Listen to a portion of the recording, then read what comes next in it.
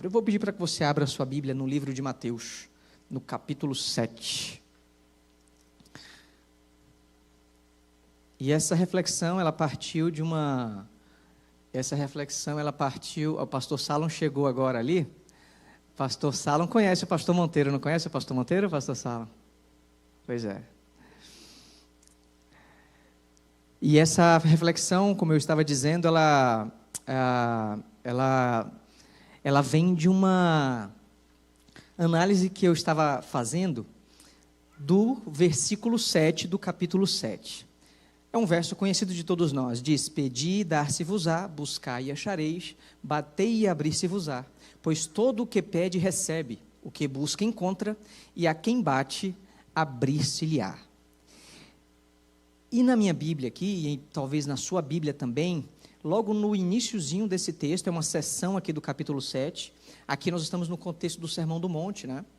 Então, que vai terminar aqui no próprio capítulo 7, alguns versículos para frente, no versículo 28. Então, lá desde o capítulo 5, né? Vem ali o Sermão do Monte, um sermão muito bonito de Jesus.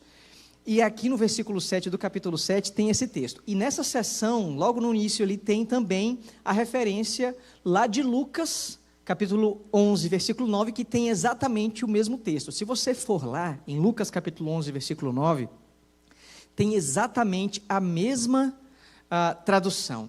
Inclusive as vírgulas, inclusive a quantidade de versículos, ou seja, aqui também em Mateus, são 2 versículos nesse verso, lá também. Então, exatamente a mesma coisa, ponto e vírgula, enfim, pelo menos na minha versão, aqui na Bíblia, que diz: pedi e dar-se-vos-á, buscai e achareis, batei e abrir-se-vos-á, pois todo o que pede recebe, e o que busca encontra, e a quem bate, abrir-se-lhe-á. E eu fiquei me perguntando, eu fiquei analisando, né?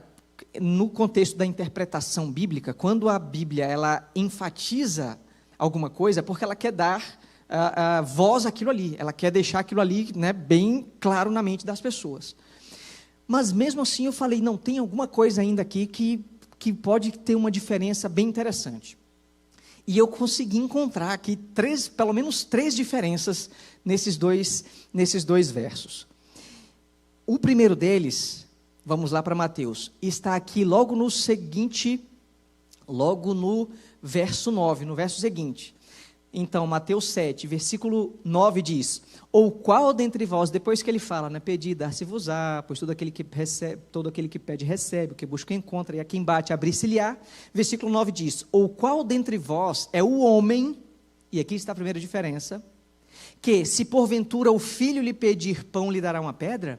Ou se lhe pedir um peixe, lhe dará uma cobra?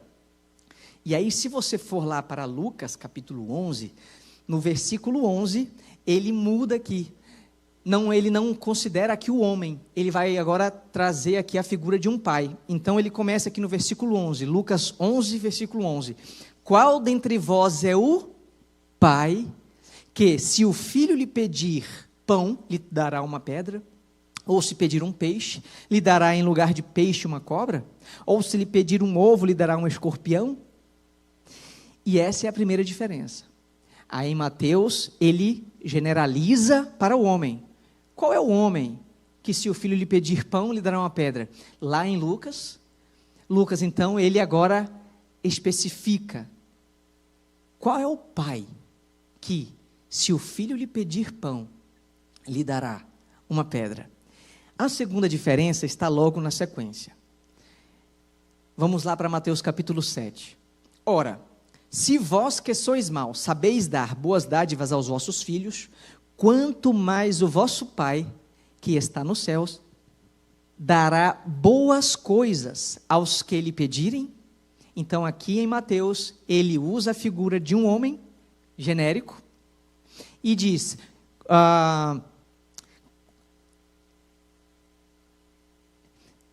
ora, se vós que sois maus, sabeis dar boas dádivas, ou seja, se esse homem sabe dar boas dádivas, quanto mais o Pai que está nos céus dará boas coisas. Também ele deixa aqui no contexto mais genérico. Um homem, e ele faz a comparação do homem, e compara agora Deus dando boas coisas para as pessoas, aqueles que pedem. Agora vamos lá para Lucas para vermos a diferença aqui, para encontrarmos a diferença. No versículo 13 do capítulo 11 de Lucas. E aqui ele diz o seguinte, depois de todo o verso, pedi, dar-se-vos-á, e etc. Qual dentre vós é o pai? Lucas aqui está definindo o pai. Então agora no versículo 13 ele diz, ora, se vós, que sois maus, sabeis dar boas dádivas aos vossos filhos, quanto mais o Pai Celestial dará o quê? O Espírito Santo aos que lhe pedirem. Então essa é a segunda diferença. Em Mateus, ele generaliza para homem. Em Lucas, ele define pai. Em Mateus, ele coloca, dará boas coisas àqueles que lhe o pedirem. E aqui em Lucas, ele coloca, Deus dará o Espírito Santo. Então, a segunda diferença. E qual a terceira diferença? A terceira diferença é o contexto. Se nós formos analisar aqui o contexto do Sermão do Monte, é Jesus dando várias orientações para as pessoas, de como nós podemos viver aqui nesse mundo.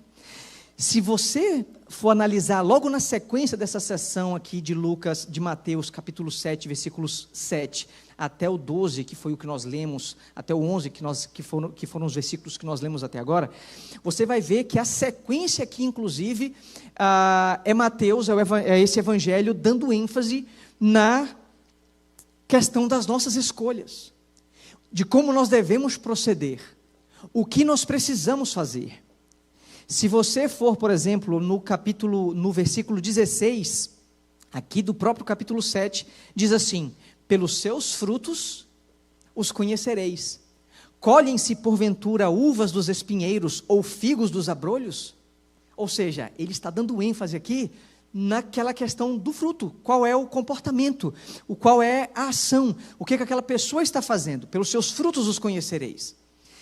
Assim, toda árvore boa produz bons frutos, porém a árvore má produz frutos maus. Não pode a árvore boa produzir frutos maus, nem a árvore má produzir frutos bons. Versículo 19. Toda árvore que não produz bom fruto é cortada e lançada ao fogo. Assim, pois, pelos seus frutos, ele repete, os conhecereis. E olha só, no versículo 21 aqui, ele ainda enfatiza mais, dizendo o seguinte, nem todo o que me diz Senhor, Senhor, entrará no reino dos céus. Mais uma vez, trazendo a conotação de comportamento, trazendo a conotação daquilo que nós fazemos. Não adianta essa aparência exterior do que nós fazemos. Deus se importa com o que está dentro do nosso coração. Nem todo o que me diz Senhor, Senhor, entrará no reino dos céus, mas aquele que faz a vontade de meu Pai que estás nos céus. E lá no finalzinho, no versículo 23, o final do versículo 23, ele diz, apartai-vos de mim, os que praticais a iniquidade. E na sequência, a partir do versículo 24, nós podemos ver aquela história conhecida também de dois construtores, um que construiu a sua casa na areia e um que construiu a sua casa sobre a rocha, onde nós podemos ver aqui a virtude da prudência sendo enfatizada de maneira bem forte. Ou seja, você pode construir a melhor casa, a casa mais bonita, com os melhores edificadores, na areia, mas construir na areia não é uma boa estratégia. Se vier a chuva, vai alagar e ela vai ruir. Mas aquele que construiu na rocha, aquela casa então, ela se manteve. Aqui nós podemos ver a questão das virtudes, claramente aqui o contexto da questão do comportamento, a questão do que nós precisamos fazer, de como nós devemos proceder, de qual a vontade de Deus para a nossa vida, por que nós devemos dar bons frutos. Nós devemos dar bons frutos, sermos árvores boas, como diz aqui o texto. Então vemos claramente a questão de virtude, como nós precisamos e podemos dar bons frutos. Vamos lá para o contexto de Lucas? Quando nós vamos olhar aqui para o contexto de Lucas, nós podemos ver agora uma ênfase bem interessante, voltada, obviamente, para a questão do Espírito Santo.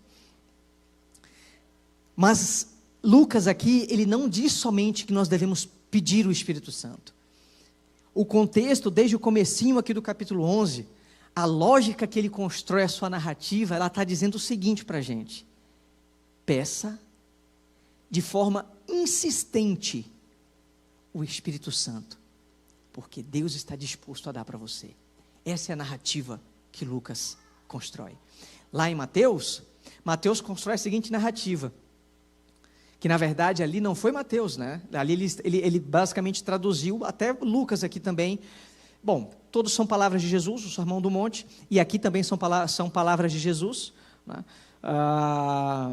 Em Lucas. Porém, a forma como Mateus constrói, ele coloca esse versículo, pedir, dar-se-vos-á e etc., dentro de um contexto de comportamento, de virtude, de dar bons frutos.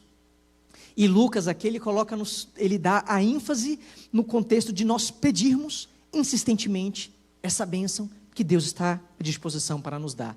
Vamos ler então aqui, acompanhe comigo aqui no capítulo 11 de Lucas, no versículo 1. Diz assim: de uma feita, estava Jesus orando em certo lugar. E quando terminou, um de seus discípulos lhe pediu: Senhor, ensina-nos a orar, como também João ensinou aos seus discípulos. Ellen White, comentando esse texto aqui, ela diz o seguinte: não foi o discípulo quando pediu, os discípulos quando pediram para Jesus ensinar a orar, não foi porque eles viram Jesus ali numa situação casual. Não, Ellen White fala que os discípulos perceberam ali Jesus absorto. Ela usa exatamente essa palavra, Ellen White usa exatamente essa palavra, absorto em súplicas, envolvido em súplicas. Ele estava realmente ali vivendo um momento especial de entrega, de submissão, de reflexão, de contrição. E os discípulos vendo aquilo, eles olham para Jesus e falam: poxa, Jesus, me ensina a orar, eu preciso aprender, eu quero ter essa experiência que eu estou vendo que você está tendo. E os discípulos então pedem para Jesus ensinar a orar. E Jesus então ensina a famosa oração do Pai Nosso, diz: Pai, santificado seja o teu nome. Mas eu vou pedir para que nós leiamos a oração que está lá em Mateus, porque aqui a oração está mais resumida, mas lá em Mateus, no capítulo 6, no versículo 9, nós temos a oração, ela mais completa, que é a forma como nós conhecemos e nós recitamos, que diz o seguinte: portanto, vós orareis assim, está dizendo lá em Mateus, capítulo 6, no versículo 9 em diante: Pai nosso que estás no céu, santificado seja o teu nome, venha o teu reino, faça-se a tua vontade, assim na terra como no céu. O pão nosso de cada dia nos dá-nos hoje, perdoa as nossas dívidas, assim como nós temos perdoado aos nossos devedores, e não nos deixes cair em tentação, mas livra-nos do mal.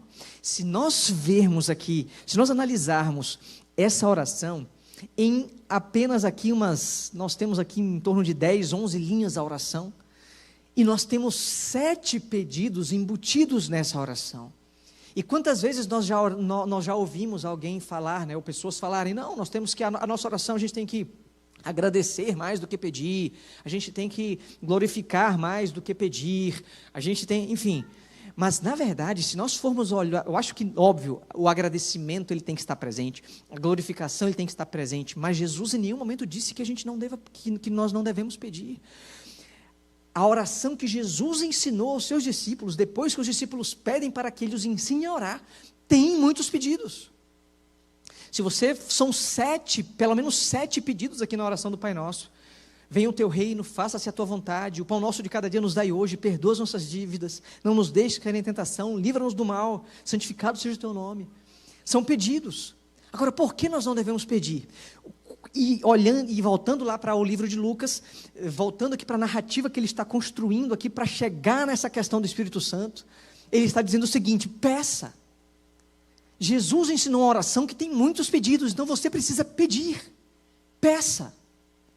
E na sequência, a partir do versículo 5, aqui no capítulo 11, nós vemos a seção agora da parábola do amigo importuno, que diz assim, acompanhe comigo o versículo 5 do capítulo 11.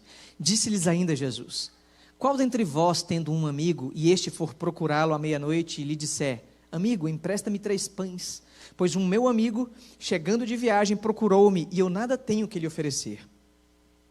E o outro lhe responda lá de dentro, dizendo: não me importunes, a porta já está fechada, e os meus filhos comigo também já estão deitados. Não posso levantar-me para dar comida para você. Digo-vos que, versículo 8, se não se levantar para dar-lhes por ser seu amigo, todavia o fará por causa da importunação. Ele dará tudo o que tiver necessidade. Vocês conseguiram entender a cena aqui? Então tem uma pessoa que recebe a notícia que um amigo está vindo para sua casa, né? Está próximo da meia-noite, ele vai olhar na despensa dele, poxa vida, eu não tenho nada para oferecer para o meu amigo. Ele então sai da sua casa, vai no vizinho e começa a bater na campainha do vizinho ali, pá, pá, pá, pá. E daqui a pouco aparece alguém lá no sobrado, né? Dá para imaginar assim, a pessoa olha assim, amigo, o que você está querendo essa hora da noite? Opa, rapaz, você está precisando aí, na verdade estou recebendo um amigo agora à meia-noite e eu não tenho nada para dar de comer para ele. Você teria alguma comida para dar para ele? E o outro lá disse, você está maluco? Os meus filhos estão dormindo, está batendo a campainha, está tocando a campainha aí, você vai acordar todo mundo aqui em casa, olha que oração, rapaz. E o outro lá de baixo olha para ele assim, e aí olha o que Jesus diz aqui, né? Aí já Jesus naturalmente conta essa história para poder exemplificar o contexto, e Jesus então diz, se não se levantar para dar-lhes por ser seu amigo, todavia, o fará por causa da importunação e lhe dará tudo o que tiver necessidade. Ou seja, Jesus estava querendo dizer aqui, com essa parábola, que nós devemos ser insistentes no nosso pedido. Então perceba que na primeira sessão aqui do capítulo 11 de Lucas, Lucas diz, peça. Na segunda sessão ele diz, peça com insistência. Você não pode ser tímido em pedir para Deus. Você tem que agir como esse amigo importuno aqui. Você não pode ficar com vergonha, você tem que ir lá na campainha e bater e tocar até que você seja atendido. Olha só que mensagem poderosa, queridos, que Lucas está nos trazendo aqui. Às vezes nós ficamos com vergonha de conversar com Deus, nós ficamos tímidos em pedir para Deus, não, isso aqui eu não vou pedir, Deus não vai me dar isso aqui. Não, eu não mereço isso aqui, Deus, não, isso aqui não é para mim. Veja, Lucas está dizendo o seguinte, peça. A oração que Jesus ensinou tem pelo menos 7 pedidos, em 10 linhas. Peça. E não somente peça, mas peça insistentemente aquilo que... Peça insistentemente para o Senhor. Mas aí Lucas continua. E diferentemente do que está lá em Mateus, que Mateus ele deixa bem genérico, né? Qual dentre vós é o homem que se porventura o filho lhe pedir pão, lhe dará uma pedra? E lá no final ele coloca, quanto mais o vosso Pai que está nos céus dará boas coisas aos que lhe pedirem. E muitos sermões desse texto são pregados com esse contexto. Você precisa pedir e você vai receber, você vai bater e a porta vai se abrir, você vai... Mas quando nós olhamos para Lucas aqui, bom, e aí é aquela história, nós precisamos analisar o texto dentro do contexto. Lá em Mateus, nós vimos aqui já que o contexto ali era uma questão de uma vida virtuosa, de boas decisões, de decidir o que é certo e errado, de decidir o que é bom e o que é mal. Aqui em Lucas, nós então, a partir do versículo 9, temos agora, depois de Lucas construir a narrativa, peça insistentemente, ele agora vai dizer o que nós devemos pedir e o que Deus vai dar. Versículo 9, por isso vos digo, vamos ler aqui novamente, pedi e dar-se-vos-á, buscai e achareis, batei e abrir-se-vos-á, pois todo o que pede recebe, o que busca encontra, e a quem bate, abrir-se-lhe-á. Qual dentre vós é o pai que se o filho lhe pedir pão lhe dará uma pedra? Ou se pedir um peixe lhe dará em lugar de peixe uma cobra? Ou se lhe pedir um ovo lhe dará um escorpião? Ora, se vós, que sois maus, sabeis dar boas dádivas aos vossos filhos, quanto mais o Pai Celestial dará o Espírito Santo àqueles que lhe o pedirem.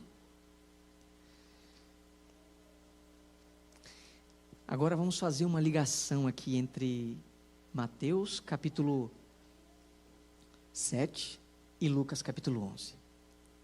Lá em Mateus, nós vemos o contexto ali do versículo, pedi e dar-se-vos-á, dentro de um contexto de virtude, de frutos, de produzirmos bons frutos, não sermos árvores ruins, para que produzirá, obviamente, frutos ruins, frutos maus. A ênfase no comportamento, na decisão, no que nós vamos fazer, em como nós vamos proceder, fruto. E aqui em Lucas nós vemos a ênfase da resposta de Deus e da dádiva de Deus do Espírito Santo. E quando nós juntamos essas duas questões, fruto do Espírito, você provavelmente deve se lembrar do que está escrito lá em Gálatas 5:22. Acompanhe comigo lá, Gálatas 5:22. Você também conhece bem esse texto. Você já ouviu muitas vezes esse texto.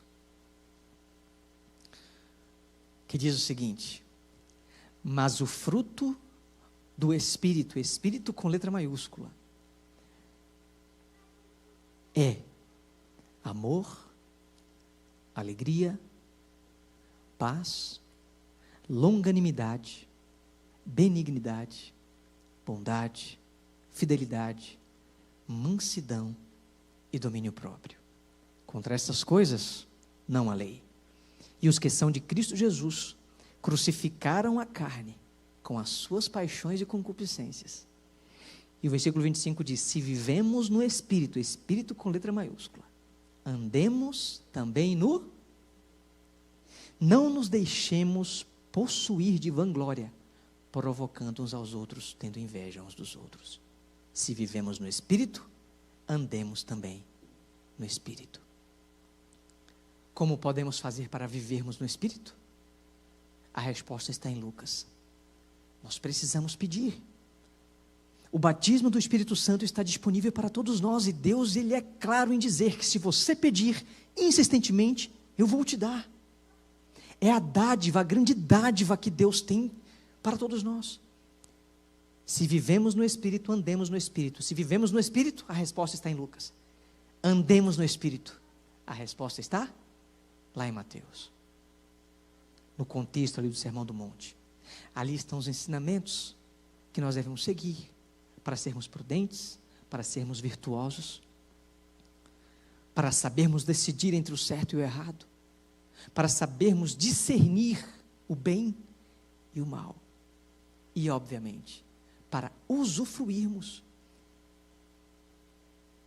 e desenvolvermos esses frutos que estão aqui descritos no versículo 22 do capítulo 5 de Gálatas: amor, alegria, paz, longanimidade, benignidade, bondade, fidelidade, mansidão e domínio próprio. E percebam que às vezes nós fazemos orações pedindo esses frutos aqui, mas nós não nos damos conta que o processo está errado. Eu estou precisando de domínio próprio na minha vida? Eu estou precisando de alegria na minha vida? Estou precisando de mansidão? O caminho não é orar pedindo, Deus me dê mansidão. O caminho não é esse. Qual é o caminho? Deus, me batiza com teu Santo Espírito, porque isso Ele prometeu já está prometido para todos nós. E através do batismo do Espírito Santo, nós então vamos colher as bênçãos dos frutos do Espírito. No livro Parábolas de Jesus, lá na página 139, Ellen White faz essa seguinte citação, e isso dentro do contexto de Lucas: depois de passar horas com Deus, apresentava-se manhã após manhã para comunicar aos homens a luz do céu. Cotidianamente, Jesus recebia novo batismo de quem? Veja, Jesus é Deus. Jesus, Pai, Filho e Espírito Santo. Jesus era Deus. E Ele, em sua forma humana, divina humana aqui na terra, Ele cotidianamente recebia o batismo do Espírito Santo. Tem outro texto que ela fala: manhã após manhã, Jesus se encontrava, Jesus dedicava tempo para orar, para se conectar com o Pai, para que Ele então pudesse comunicar aos homens a luz do céu. Olha que lindo isso. Agora percebam que se Jesus, que era divino, se Jesus, que era Jesus, manhã após manhã, dedicava tempo para a oração e recebia novo batismo do Espírito Santo, o que dirá de nós, queridos? O que dirá de nós? Será que nós estamos seguindo esse caminho que Jesus seguia? Ou nós estamos achando que estamos recebendo, né, ali o batismo do Espírito Santo, ou seja, já somos cheios do Espírito, mas nós não temos a prática de nos conectarmos com o Pai, pedindo insistentemente a bênção do Espírito Santo. Ela também diz lá no livro Atos dos Apóstolos: há para o consagrado discípulo uma maravilhosa consolação em saber que mesmo Cristo, durante sua vida na terra, buscava diariamente seu Pai em procura de nova provisão da necessária graça. E ela continua: seu próprio exemplo, ou seja, o exemplo de Jesus, é uma garantia de que a diligente e perseverante súplica peça insistentemente o Espírito Santo. O seu próprio exemplo, o exemplo de Jesus, é uma garantia de que a diligente e perseverante súplica a Deus em fé será eficaz em trazer aos homens o auxílio do Espírito Santo na batalha contra o pecado. E aqui está um outro grande erro do ser humano hoje. E nós todos envolvidos nessa questão do orgulho, né, do nós podemos, tudo centrado no eu. Nós somos diariamente tentados a achar que nós podemos alguma coisa. Mas, queridos, nós temos o auxílio divino à nossa disposição, que Deus já prometeu que está à nossa disposição e que Ele quer nos dar. Nós não precisamos lutar por nossas próprias forças. Nós somos pecadores e vamos pecar, mas a nossa luta não deve ser com pecado, a nossa luta deve ser com o pedido diário, a conexão diária com o Pai, porque o resultado da nossa luta com o pecado vai ser um resultado, uma consequência da nossa luta diária em insistentemente pedirmos a bênção do Espírito Santo.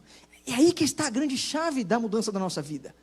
Se nós formos lutar contra o pecado por nós mesmos, nós não vamos vencer. Não vamos. Mas se nós formos lutar contra o pecado, cheios do Espírito Santo, depois de verdadeiramente conectados de fato com a videira, é outra coisa. Aí já não somos nós que lutamos, é o Espírito de Deus que luta por nós, porque nós vamos estar cheios dos frutos do Espírito dentro de nós. Inclusive vai ser muito mais simples e mais fácil nós identificarmos aquilo que nós estamos errando. Eu acho que não lembro se foi de sábado, de sexta, ou até de quinta, não me recordo, a meditação do Rodrigo, ele fala exatamente isso. Hoje a questão do pecado, antes existia a questão do pecado, mas existia aquele sentimento de culpa, aquela coisa de fazer mais escondido e tal, mas hoje, com a internet, com todas essas questões, o pecado, ele está sendo escancarado, e as pessoas estão achando que está tudo certo. Ou seja, ninguém mais se sente mal em dizer que está em pecado. Rodrigo Silva fez esse comentário, não lembro se foi na meditação de quinta, sexta ou de ontem. Ou seja, é o mundo que nós estamos vivendo. Mas o Espírito Santo, aquele que estiver cheio do Espírito Santo, vai saber discernir entre o bem e o mal, entre o certo e o errado. Tem mais 2 textos de Ellen White aqui para compartilhar com vocês. Aqui ela já mencionando a questão da parábola do amigo importuno. E ela diz: nossas orações deveriam ser tão sinceras e persistentes quanto foi o pedido do amigo necessitado que pediu pães para um visitante à meia-noite. Quanto mais sinceros e mais persistentes formos em nosso pedido, mais próximos estaremos em nossa união espiritual com Cristo. Quanto mais sinceros e persistentes, veja, aqui, essa palavra sincero aqui, ela é bem poderosa, e importante, e essencial e crucial. Não adianta também nós somente pedirmos insistentemente. É óbvio que Deus olha o coração. Vamos olhar lá para Mateus, o contexto lá de Mateus, de uma vida virtuosa, uma vida, prudente, uma vida justa, uma vida conforme os mandamentos de Deus, uma vida conforme Deus pede que nós vivamos. Quanto mais sinceros, e essa sinceridade só quem pode ver é Deus, e Ele vê o que está o que está lá no fundo do nosso coração, quais são as nossas mais íntimas intenções. Quanto mais sinceros e mais persistentes formos em nosso pedido, mais próximos estaremos em nossa união espiritual com o nosso Cristo.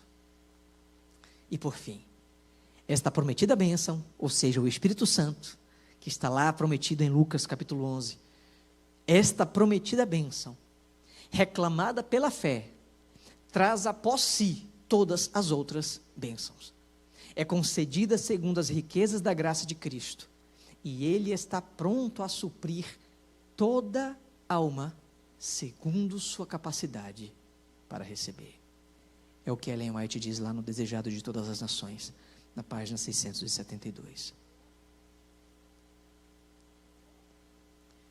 Ele está pronto para suprir toda alma segundo a sua capacidade para receber.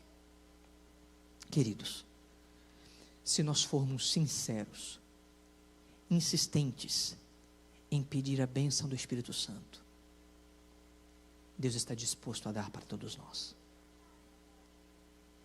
Mas não abdiquemos de manhã após manhã pedirmos essa bênção. Não caiamos no erro de achar que vir à igreja uma vez por semana, 2 vezes por semana ou até 3 vezes por semana supre a nossa necessidade espiritual. Não caiamos no erro de achar que orar algumas vezes ao longo do dia, de forma superficial, irá nos nutrir espiritualmente. Nós precisamos, com intenção de coração, com intenção, de forma intencional, manhã após manhã, assim como Jesus fazia, pedir o batismo do Espírito Santo.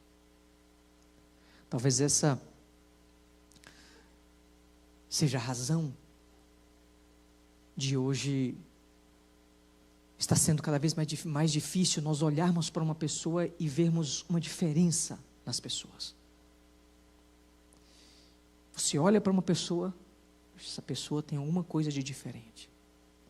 Se nós quisermos ser testemunhas verdadeiras de Jesus, discípulos verdadeiros, vamos buscar esse Espírito Santo, vamos buscar essa bênção que a nós já foi prometida, para que as pessoas possam ver a luz de Jesus através da nossa vida, para que nós possamos produzir os frutos descritos lá em Gálatas capítulo 5, versículo 22, para que outros possam ver Jesus em nós e possamos sermos luzes neste mundo escuro. Que Deus nos abençoe e que possamos renovar o nosso pacto com o nosso Deus, de vivermos uma vida fiel, sincera e recebendo diariamente o batismo do Espírito Santo aqui nessa terra, até que Ele venha.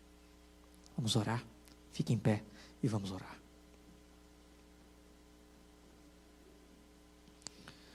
Pai querido que estás nos céus, louvado e engrandecido, Senhor, seja o teu santo e poderoso nome. E neste momento nós estamos aqui, Senhor, humildemente, mesmo não merecendo, mas pedindo, Senhor, a bênção do Espírito Santo nas nossas vidas. Que possamos entender que a bênção, a dádiva do Espírito Santo nas nossas vidas, a cada dia, traz após si todas as outras bênçãos. Nos ajuda a entender que, primariamente, nós precisamos estar conectados a essa videira. E o Santo Espírito é a pessoa da divindade que depois da sua ascensão aos céus foi designado por Ti para que possa estar presente diariamente na nossa vida, sendo o nosso consolador, sendo aquele que nos convence do pecado, da justiça e do juízo. Senhor, nos ajuda a buscar incessantemente, incansavelmente, essa bênção, esse presente. Esse é o nosso pedido. Faz-nos mais fortes para lidarmos com as dificuldades de cada dia. E envia-nos, Senhor, mais uma vez eu te peço, o teu Santo Espírito. Dá-nos a tua paz, uma semana na tua companhia, em nome de Jesus. Amém, Senhor.